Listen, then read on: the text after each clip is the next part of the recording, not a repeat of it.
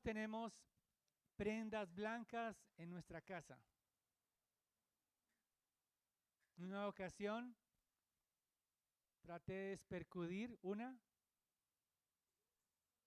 Había un tutorial por ahí que decía que eso iba a quedar reluciente.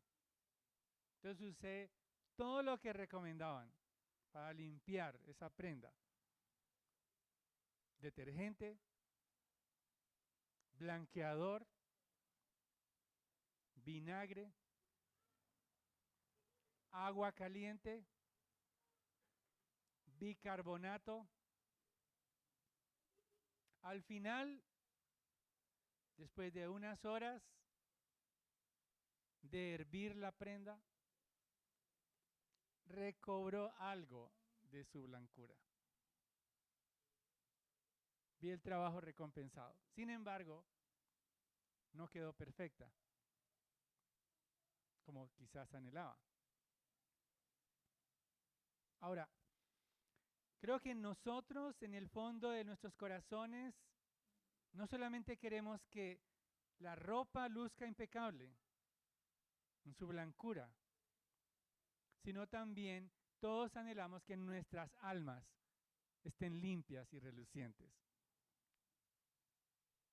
El problema es que no hay detergente,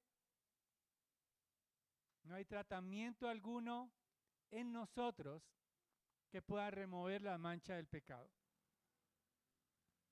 Ni buenas obras, ni religiosidad, ni siquiera proponernos en nosotros mismos agradar a Dios podrá dar la blancura perfecta.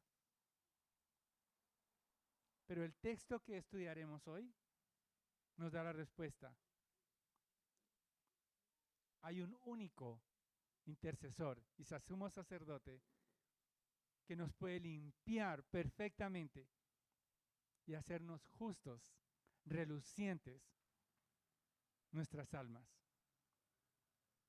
Y este es mi argumento en esta mañana. Solo Jesús puede limpiarnos del pecado y restaurar nuestra comunión con el Padre.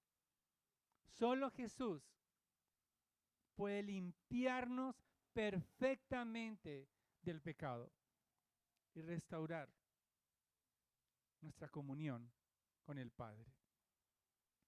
Como lo notaron, hay 2 capítulos involucrados en el texto. Entonces, de la misma manera vamos a seguir esa misma división. Los versículos 14 al 16 del capítulo 4, veremos que Jesús es un sacerdote mayor. Y los versículos 1 al 10 del capítulo 5 veremos que Jesús es un sacerdote perfecto. Un sacerdote mayor, un sacerdote perfecto. En primer lugar, Jesús es un sacerdote mayor. Y hay una razón poderosa que el autor de Hebreos está dirigiéndose a una audiencia, quizás con un trasfondo judío. El autor conoce muy bien el Antiguo Testamento y quiere animar a la iglesia, a los destinatarios de la carta, a que puedan acudir a Cristo únicamente y no tener las nostalgias de lo que sucede en el templo con los sacerdotes humanos, en este caso. Él ha reiterado que Jesús es superior a los ángeles, que es superior a Moisés, que es superior a todo lo que ellos puedan imaginar, que es poderoso para salvar. Pero también ha expresado que la palabra de Dios es como espada, como de 2 filos que penetra profundamente y puede llegar a descubrir si hay o no sinceridad en los corazones. Y por eso, frente a al ser escudriñados por la palabra de Dios, el autor de Hebreos quiere dar una salida frente a esa condición pecadora. Y es el sumo sacerdote, que es un sacerdote mayor porque intercede por nosotros en los cielos. Dice el versículo 1, que trascendió los cielos. Es decir, Cristo está presentándonos justos, no como los sacerdotes terrenales entraban al lugar santísimo una vez al año, como veíamos en Levítico, capítulo 16, sino que Cristo está para siempre en los cielos, delante mismo del trono de Dios, intercediendo por nosotros. En otras palabras, lo que sucedía en el Antiguo Testamento con el sacerdote de la familia de Aarón, lo que sucedía allí con ese sacerdote que tenía que usar las vestiduras santas para ser recibido, era solo un símbolo de lo que Cristo iba a hacer en el verdadero tabernáculo celestial, en los cielos. Por eso es un gran sumo sacerdote. La palabra gran, allí es la palabra de donde se origina, o literalmente significa mega. Mega sacerdote es él. Gran sacerdote, mayor sacerdote que cualquier sacerdote humano, porque él realiza su oficio en los cielos. Entonces, este sumo sacerdote, en vez de estar, parece ser que al decir que está en los cielos, pareciera llevarnos a pensar a primera vista que está distante de nosotros, pero todo lo contrario. Está cercano a nuestras flaquezas, dice el versículo 15, porque no tenemos un sumo sacerdote que no pueda compadecerse de nuestras flaquezas, sino uno que ha sido tentado en todo como nosotros, pero sin pecado. Es decir, Cristo Jesús conoce perfectamente nuestras vidas. Se compadece cuando sufrimos queriendo agradarlo a Él, porque es un sacerdote que fue tentado. Quizás no tentado literalmente en todo lo que nosotros podemos ser tentados, pero sí el autor está hablando acerca de la tentación del desierto. El frente a Satanás fue seducido para obtener poder sin la cruz. Haz que estas piedras se conviertan en pan. Sacia tu hambre. Tírate del templo. Los ángeles te recogerán. O sea, fue tentado en una ostentación vanidosa, fue tentado en su carne, fue tentado con la codicia, en todo, pero no cometió pecado alguno. Él sabe cómo se siente estar expuesto a las presiones que sufrió Israel, pero Israel negó a su Dios en el desierto. Cayeron allí. Jesucristo se compadece de nosotros, conoce nuestras luchas y está dispuesto a ayudarnos en nuestras luchas con la incredulidad para restaurar nuestras vidas del pecado. Y precisamente en el autor 16 dice, por tanto, acerquémonos con confianza al trono de la gracia para que recibamos misericordia y hallemos gracia para la ayuda oportuna.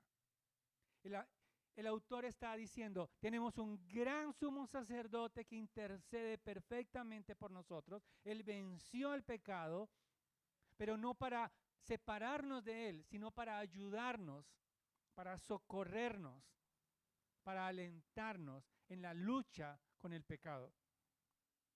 Esa ayuda es oportuna cuando más lo necesitamos. Él está disponible en el momento correcto cuando nosotros necesitemos su ayuda, para proveernos ánimo, para perseverar en un mundo caído, en un mundo roto, en un mundo que no es ideal. Cristo es el mayor sacerdote, es un sacerdote grandioso, porque Él está dispuesto a darnos ánimo.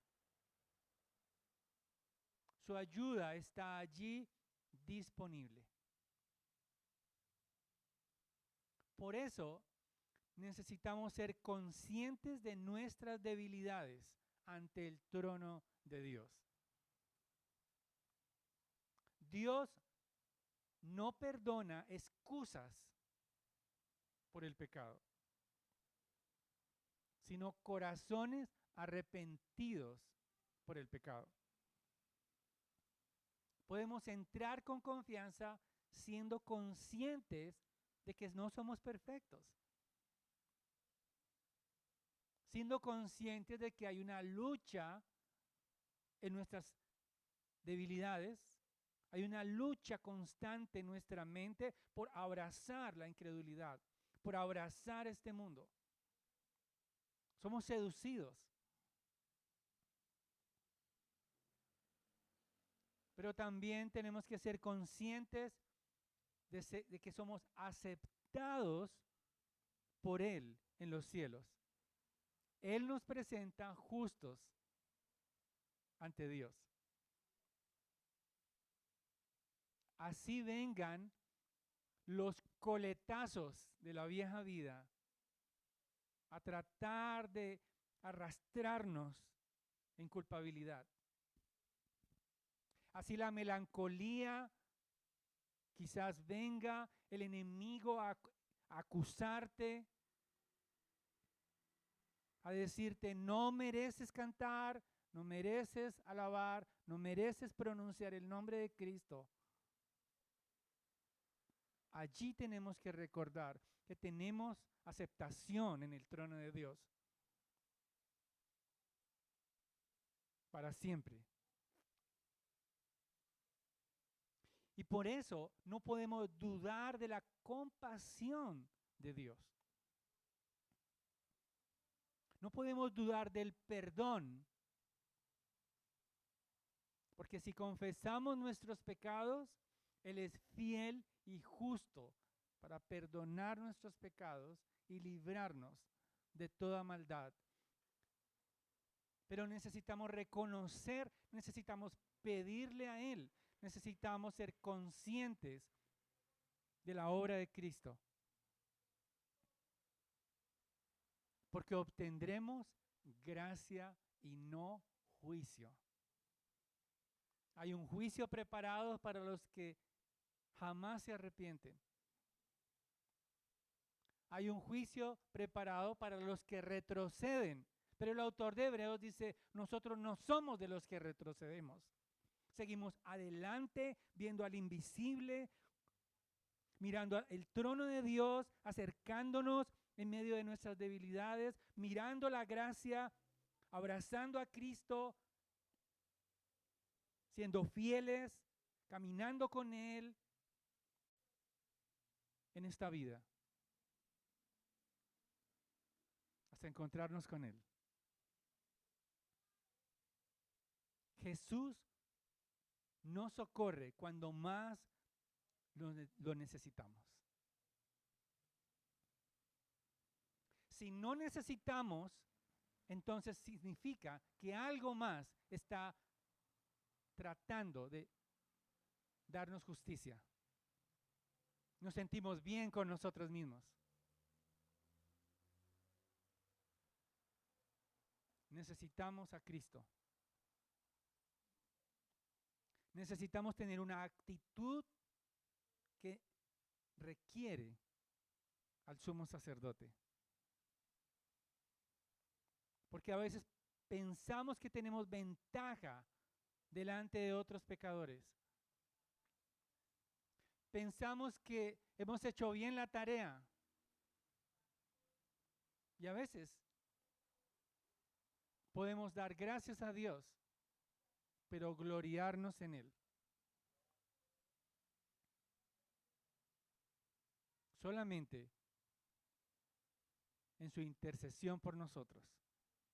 Porque Él es mayor sacerdote y está dispuesto a restaurarnos siempre. Pero no solamente Jesús es el mayor, un sacerdote mayor, sino que es un sacerdote perfecto. No hay nadie más que pueda compararse con él en sus perfecciones eternas. A partir del versículo 1 del capítulo 5, el autor presenta el rol del sacerdote en el Antiguo Testamento. Él dice, porque todo sumo sacerdote tomado de entre los hombres es constituido a favor de los hombres en las cosas que a Dios se refiere para presentar ofrendas y sacrificios por los pecados. En otras palabras, el sumo sacerdote era un hombre que representaba al pueblo ante Dios. Tenía que lucir sus vestiduras sacerdotales, pero también tenía que presentarse una vez al año al lugar santísimo donde estaba el arca, el propiciatorio, y tenía que llevar una cuerda en su pie por si caía muerto en la presencia de Dios, lo pudieran sacar. Era un hombre y tenía que presentarse a la presencia de Dios, precisamente presentando sacrificios por él y por el pueblo. Entonces era como un representante. Presentaba ofrendas y sacrificios. En ocasiones, creo que el autor de Hebreos, dicen los comentaristas, estaba hablando de todo el sistema sacrificial que estaba en ese momento vigente para la audiencia del autor de Hebreos. Por eso fue antes del año 70, porque después del año 70, después de Cristo, fue destruido el templo. Entonces, lo que significa es que ellos todavía están observando estas prácticas en el templo. Tienen nostalgias de lo que está sucediendo en el templo. Pero hay un sumo sacerdote que está dispuesto a ayudarles. Y por eso ese sumo sacerdote veía al pueblo con benignidad, con compasión. Ese sumo sacerdote tenía la característica de que él tenía que reconocer que aunque estaba en la presencia de Dios, era débil, igual como aquellos a quienes representaba. Tenía que no sentirse tan superior porque la sangre que él presentaba del sacrificio era por él también. No podía pensar que era mejor que otros. Y por eso era consciente de que necesitaba ser limpiado de sus propios pecados, porque él había sido escogido por Dios y no por su capacidad. Hay dos sumos sacerdotes a quienes también la debilidad tocó a sus vidas. Sumos sacerdotes que se presentaban ante Dios. El primero de ellos fue Elí. Elí toleró el pecado de sus hijos y cayó muerto junto con ellos el mismo día por tolerar la inmoralidad de sus hijos frente a Dios, al Dios Santo. Hablábamos ayer precisamente que para poder adorar a Dios necesitamos conocer a Dios. Aquel que no conoce a Dios trata a Dios de cualquier manera, usurpa la sangre del cordero y la toma como una muletilla para seguir su vida de pecado. No se arrepiente. Por eso es que solo en la medida que conocemos a Dios, amamos a Dios y vivimos vidas santas. Aquel que no conoce a Dios trata a Dios de manera irreverente, como lo hacían los hijos de Elí. Pero también el mismo Aarón pecó cuando hizo el becerro de oro. Se tardaron Moisés en el Sinaí y Aarón construyó un becerro, siendo sumo sacerdote. Por eso el versículo 3 dice, por esa causa está obligado a ofrecer sacrificios por los pecados, tanto por sí mismo como por el pueblo. Y esto era un honor presentarse ante Dios, era un llamado de Dios. Tenía que ser de la tribu de Leví. Había unas características del sumo sacerdote. Tenía que tener un linaje especial. No cualquiera podía presentarse ante Dios. Y mucho menos presentarse en el lugar santísimo. Por eso había estos requisitos.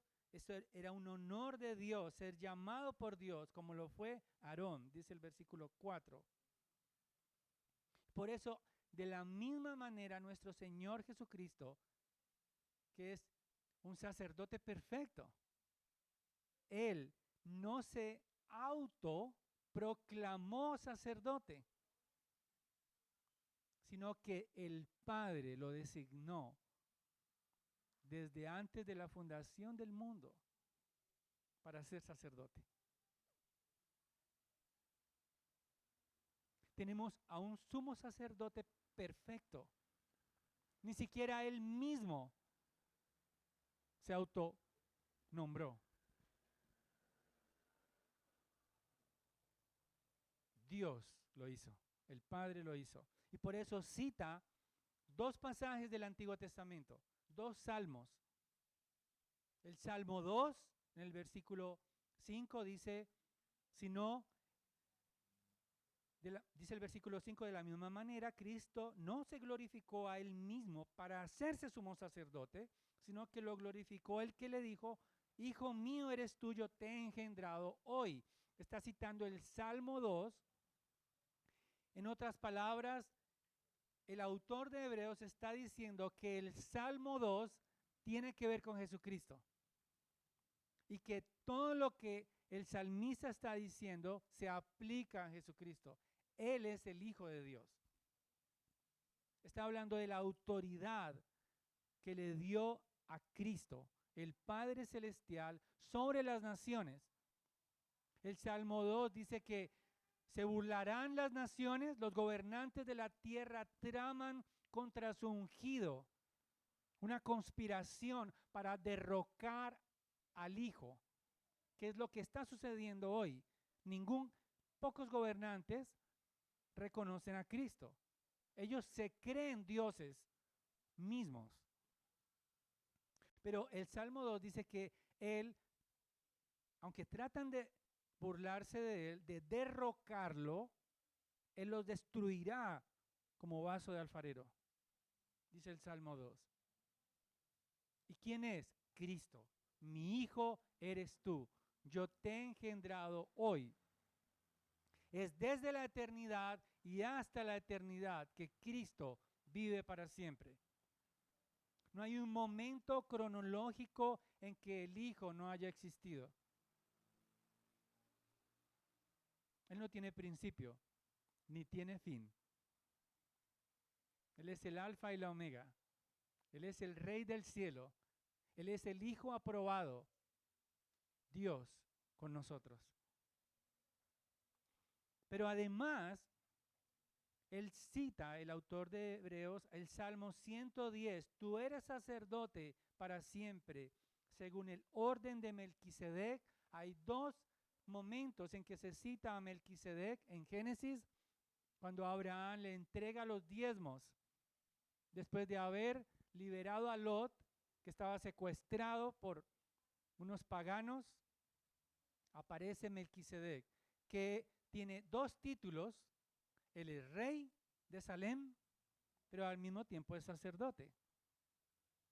En el capítulo 7 de Hebreos va el autor a detallar más ampliamente quién es Melquisedec.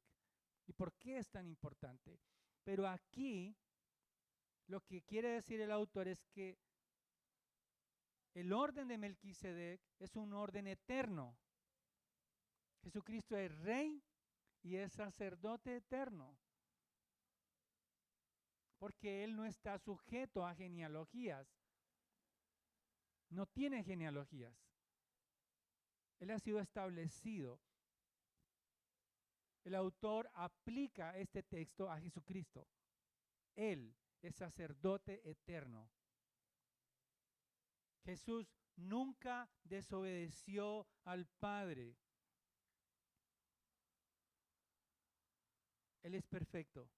Sin embargo, fue perfeccionado. Esta perfección no significa que Él tuvo que ser perdonado, que hizo algo que no debía hacer. No. Él fue esculpido por nosotros, por medio del sufrimiento y las aflicciones, para ser sumo sacerdote nuestro. Él aceptó el llamado del Padre a ser sumo sacerdote. Aceptó el sufrimiento. Aceptó la muerte. Aceptó la humillación. Aceptó la flagelación de la cruz por nosotros, para poder interceder por nosotros. ¿No es maravilloso?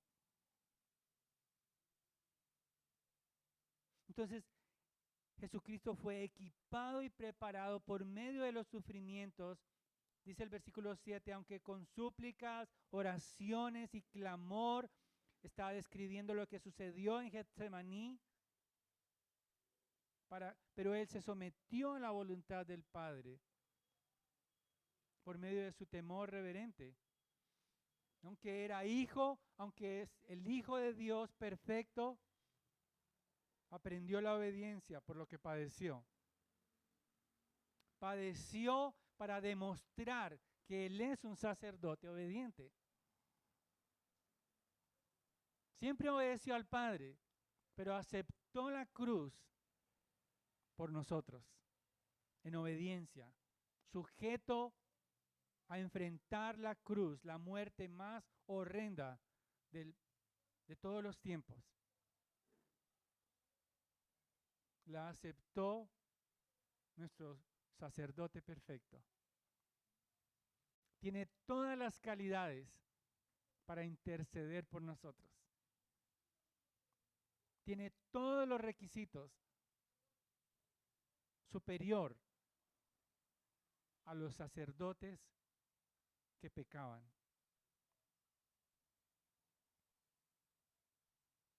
Hermanos, el sacerdocio de Cristo es eterno. El versículo 8 dice, aunque era hijo, aprendió la obediencia y habiendo sido hecho perfecto, vino a ser fuente de eterna salvación para todos los que le obedecen. Obedecemos a Cristo por medio del arrepentimiento. Obedecemos a Cristo cuando anhelamos su salvación. Obedecemos a Cristo cuando entendemos nuestra condición separada de Dios, que solo puede estar unida por medio de Él, al Padre Celestial. Él está dispuesto a socorrernos. Él sufrió por nosotros. Por eso no puedes dudar del amor de Dios hacia ti. Siéntete amado por Dios. Siéntete consolado por Dios. Siéntete ayudado por Dios. Abrazado por Él. Aún en la debilidad. Aún en los momentos en que te sientes ya no puedo más. Él te dará gracia. Él ha sido perfeccionado para nosotros. Ahora, si Jesús fue perfeccionado mediante aflicción y nosotros le amamos y le seguimos, es probable también que seamos perfeccionados también por el sufrimiento. No estamos exentos de padecer por Él. Pero aún, si somos refinados por las dificultades, por el dolor, la soledad, el desaliento, la traición, la enfermedad, si somos maltratados por este mundo, Cristo nos consolará siempre.